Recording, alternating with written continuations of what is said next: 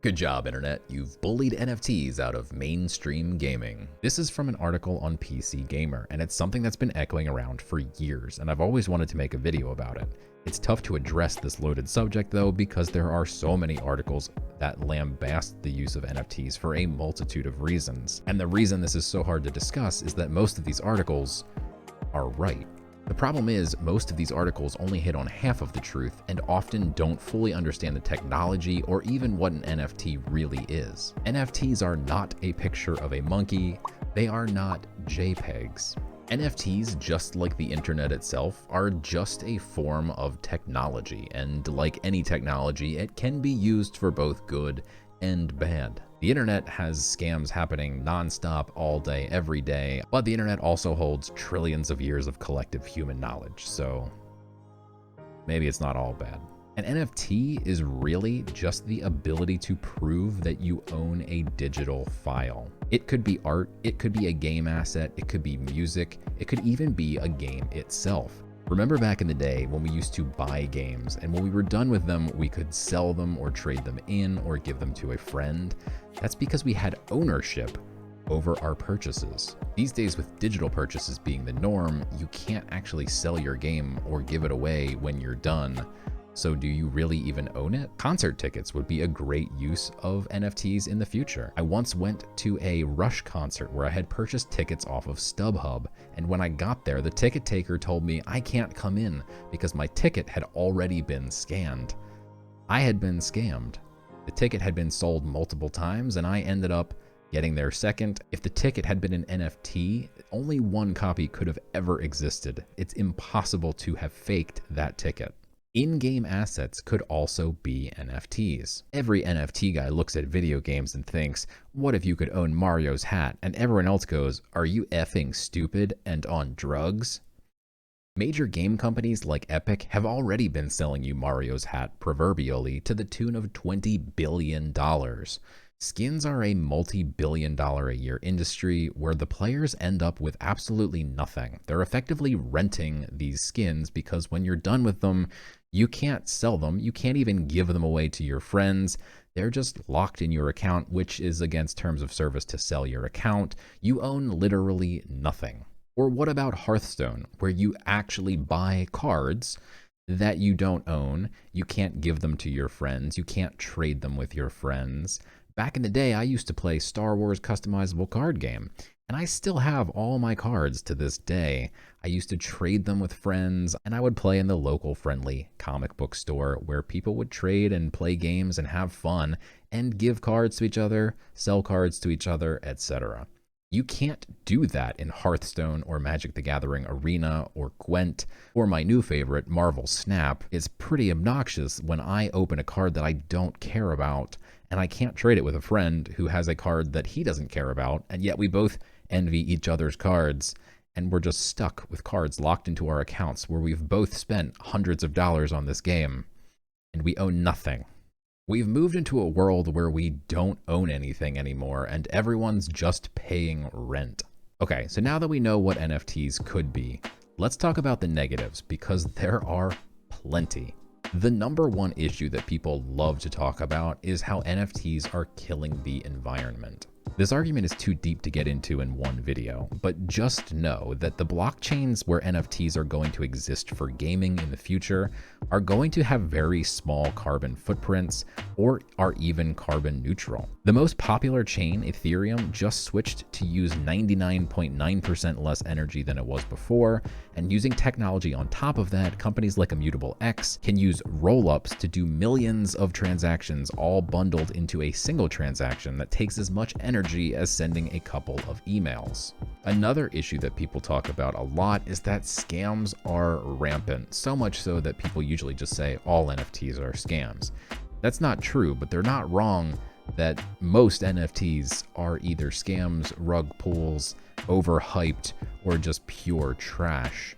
But the fact that it's so easy to get scammed is insanely terrible user experience. This is simply something that will have to change if Web3 NFT gaming ever wants to make a foothold in the real world. You cannot have user experiences like this.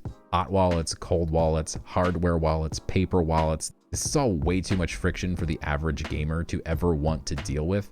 They just want to play a fun game. They don't care about any of this nonsense. They don't want to worry that if they download another game and it has some malicious code in it, that they could get hacked and literally lose everything. The downside of personal ownership is that if you lose something, there's no one to call and ask for your stuff to be refunded. It's just gone. Another critique I'll mention quickly is that transaction fees are simply too high.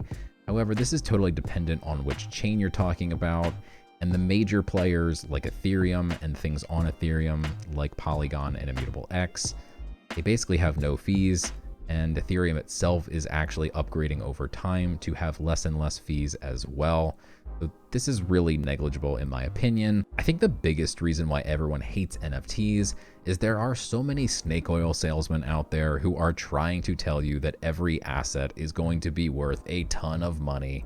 Land sales in almost every metaverse are insanely priced at thousands of dollars for the cheapest plots of land and often millions of dollars for the most expensive plots. This artificial scarcity is a huge turnoff for the general public to want to get involved in these games, and it gives an overall bad vibe towards the entire concept in my opinion. It's either too expensive to get into, or if you do buy in anyway, you risk losing thousands of dollars if it turns out your NFT wasn't really worth all that much money after all. And why wouldn't you know how much money it's worth? Well, a lot of the current NFT games are more akin to Kickstarters, where you're really just paying them money in advance via NFTs or crypto tokens, and then you hope that they'll build a game in the future that actually makes these things worth any money. There's also a ton of terrible games out there that are really just click farmers that call themselves play to earn. They're not games, they're not fun. This is what 99% of all games in the space are right now, so it's no wonder that people think all the games are bad. It's because all the games are bad. To me, the best place to implement NFTs in gaming is for things that you'd own in the real world, like cards, or in skins and cosmetic items. Game companies have to be very careful about how they implement NFTs in their games, otherwise they risk making it pay to win or unfair, unbalanced, unfun. But the upside is huge. Players will finally own the things that they are buying. Assets and progress can actually be carried over from one game to the next, regardless of what platform you purchase something on. Let's say you beat Dark Souls on Punish Me Daddy mode. Well, you could get a special Punish Me Daddy sword, and that sword could then be usable in Dark Souls 2, and that's a great pre-order bonus of sorts to get someone who played the first one to buy the second one, and the player, they get to use something that they've already earned in the next game. This is a win-win for everyone. Also, if the player is just really good but doesn't care about the skin, they could list it on the market or gift it to their little brother who sucks at Dark Souls. Yeah, shots fired, little brother. Earning in-game items does bring about yet another risk, which is bots. If there's something to be earned of value, bots are going to show up and they're going to attempt to extract all of the value. Anti-botting software already exists, of course, but it's a constant ebb and flow between the anti-botters and the botters, both trying to outsmart each other. This is something that will have to be dealt with if you want to have a fair and balanced ecosystem not overrun by bots. As you can see, the use of decentralized technologies in the gaming industry has the potential to completely revolutionize the way we interact and play with games. On the other hand, Web3 gaming is still very much in its infancy, and there are a lot of kinks to work out. The user experience right now is pretty much the worst thing you could possibly imagine. And it also has to overcome the stigma that so many scams and internet celebrities have given to NFTs. I hope you guys found this video informative. I'm certainly not here to tell you that NFTs are the end-all be-all of gaming or that they need to be in every game ever. They don't. I am here to say that some games would benefit, and it's not always a bad thing to have NFTs in a game, and it's good to keep an open mind. Make sure you hit that sub button if you're interested in the world of NFT gaming. I create content around games with NFTs and look forward to a future where I actually own the things that I buy.